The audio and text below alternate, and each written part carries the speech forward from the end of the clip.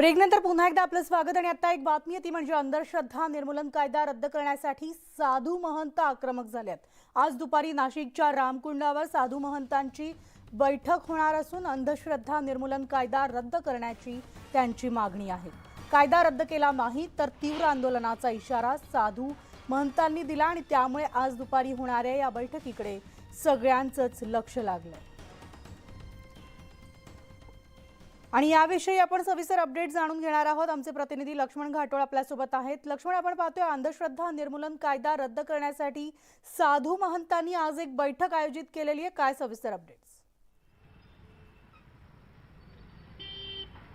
मनाली, नाशिकमध्ये आज साधू महंतांची एक महत्त्वपूर्ण बैठक होणार आहे आणि या बैठकीमध्ये अंधश्रद्धा निर्मूलन कायद्यामधील अटी ज्या आहेत शिथिल कराव्या किंवा त्रुटी ज्या आहेत त्या बदलाव्या अशा प्रकारची मागणी जी आहे ती त्या साधू महंतांकडून केली जाणार आहे। त्याचबरोबर हा कायदाच रद्द करावा अशा स्वरूपाची देखील काही साधू महंतांची मागणी आहे। याचं कारण असं आहे की हिंदू धर्मामध्ये, हिंदू परंपरेमध्ये अनेक रूढी परंपरा ज्या आहे त्या ज्या आहे त्या अधिक त्याच्यामध्ये नरबळीसारखा प्रकार आहे किंवा इतर ज्या परंपरा आहे या हिंदू धर्मातल्या आहे आणि त्याच्यामुळे या कायद्यामुळे त्याच्यावरती बंदी येते अशा प्रकारची भावना जी आहे ती या साधू महंतांची आहे आणि त्याला धरूनच या साधू महंतांनी हा कायदा जो आहे तो रद्द करावा अशा प्रकारची मागणी त्यांच्याकडून मात्र लक्ष्मण, पुरोगामी महाराष्ट्रामध्ये साधू महंतांनी अशा प्रकारची मागणी करणं कितपत योग्य आहे?